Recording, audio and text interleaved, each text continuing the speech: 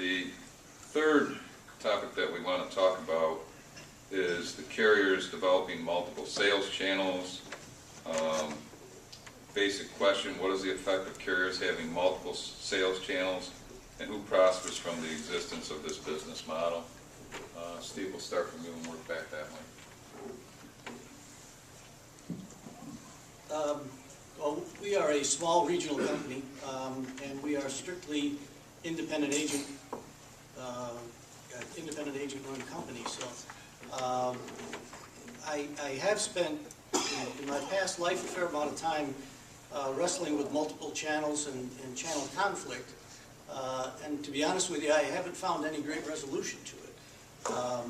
So I think my position is certainly a company our size is not going to attempt multiple channels. And again, I've worked for a lot of companies who spent millions of dollars trying to figure out a good way to do it, and haven't come up with a good one yet. So. I think to the greatest extent possible, we should all think local first. We tell our customers that as well. So the closer that we can do business to our communities and to our regions, I think we're better off. We're forced, of course, to use some of the major players that do delve into all the channels, but that's what happens. The level of loyalty is not there. So I think that we should support those carriers that respect and appreciate the independent agency system to the greatest extent that we can. We're an independent agency only. I worked with Allstate Insurance many years ago.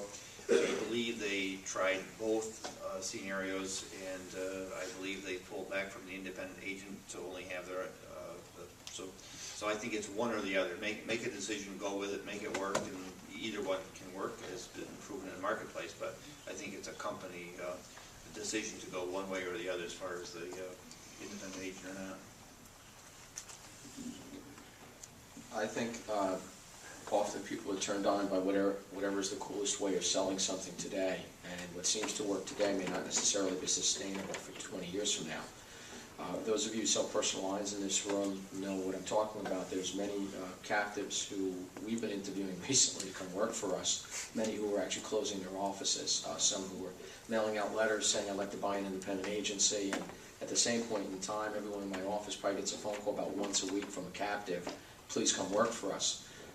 Now, I'm not saying that that's a bad model, but let's face it, 20 years ago, it might have been a little sexier to do that than if you were starting out today, right? Whereas the independent agency or brokerage community has been around for about 300 years. So while we may go with flavor of the month on occasion, at the end of the day, again, you need some good, intelligent people powering the point of sale for it to be successful, no matter what the distribution is. So obviously, I want independent agents to sell insurance.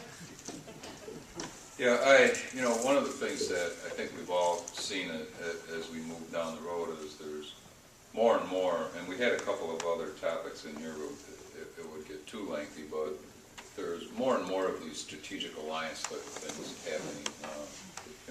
Years ago, companies similar to the ones at the table here and many in the rooms did not sell boiler and machinery insurance, and all of a sudden we have a strategic alliance with somebody like Hartford Steam or Music Boiler Re, and more of these things are coming along that companies, particularly smaller companies, and even some of the larger ones, are looking for ways to align business relationships that give you another product, you the agent another product.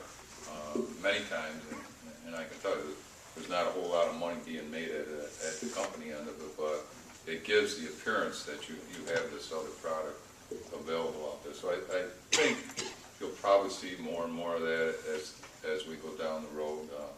You just find that most companies don't have the level of expertise, don't want to delve into it.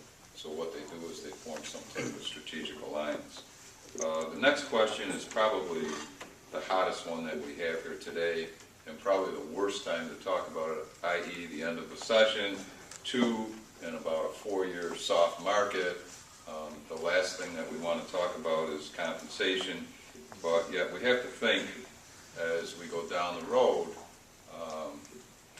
what are the expense savings due to technology? What's the impact going to be to the compensation, and from a carrier's perspective, what is the impact going to be to their expenses? I'll give you a very simple example, and I know other companies in this room have similar stories.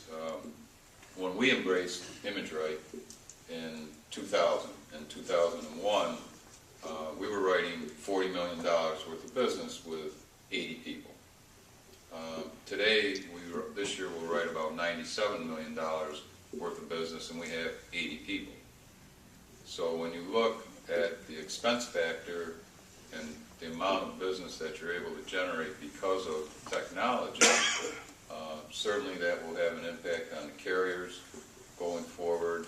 And as the carriers get more and more involved in these other issues as far as upload, download, real time, and the question which I asked earlier, what will the ultimate impact be? I don't think anybody in this room would want to say, particularly at a time like this when the agents are suffering with income, that somebody turns on a switch and all of a sudden expense ratios change. That's not going to happen.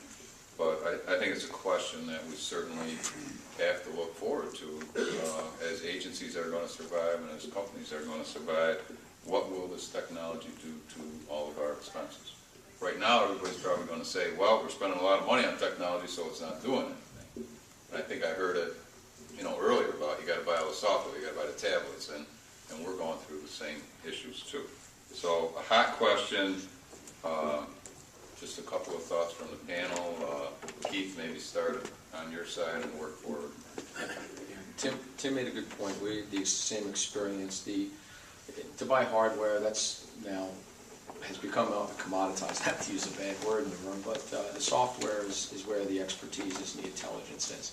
And what we have to invest in today is, as independent agents on a per-seat basis from the software level is just far and above the cost that we had even 8 or 9 years ago, I'm going to say, Tim. And I think one of the differences you even see in the STAR report is, I'll bet you the reason why some of the people aren't using the comparative rating tools is they just don't want to write a check for it, quite frankly.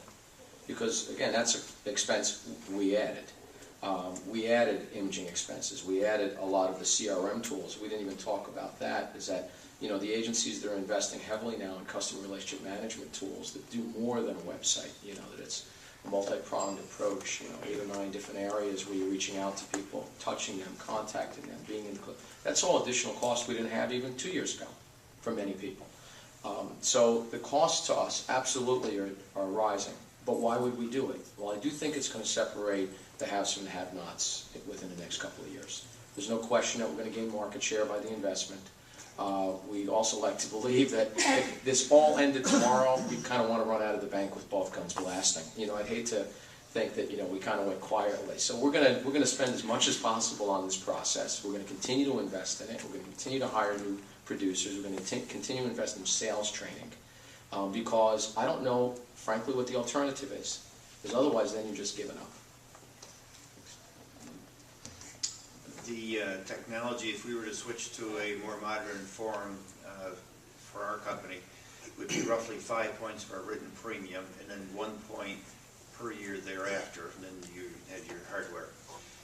The thing that hurts our company, I think, is the 2% per year that we spend on health insurance. And we haven't really calculated on how to cut or put it more on the employee expense. So I think the technology piece is very important to stay up to date. But I think those costs are actually coming down in relation to our written premium. It's the health insurance. And I don't hire people only because I know I'm going to pick up a couple or an entire family on health insurance. And I don't really want to do that. So we just work harder or work longer.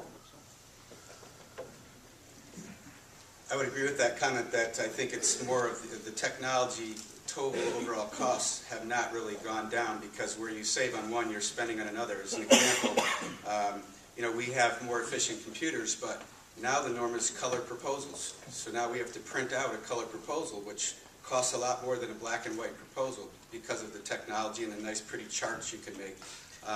And it really is in the overall scope of our expenses, the people are still the expense. So I would say where we are trying to reduce our costs, our people costs are in the support side to be as efficient as possible, increase the revenue per CSR, the accounts per CSR, but we are still investing very heavily in the relationship side, which is the producer side. So the people costs, the health insurance are really what the significant items are for us. Steve? Hot question, Steve. Tell the truth. We have invested fairly heavily in the last several years in technology, and I can say we are beginning to see some of the positive fruits of that. But to be honest with you, saving on mailing costs as compared to spending $400,000, it's going to take us a long ways to get that back. And I think the only way we get it back, or anybody gets it back, is growth. Like Richard said, you expand, grow the same number of people, use that technology to grow. I think it will allow agents to write more business faster. And again, it comes from churning those future premium dollars coming through the door that will eventually pay for this, hopefully.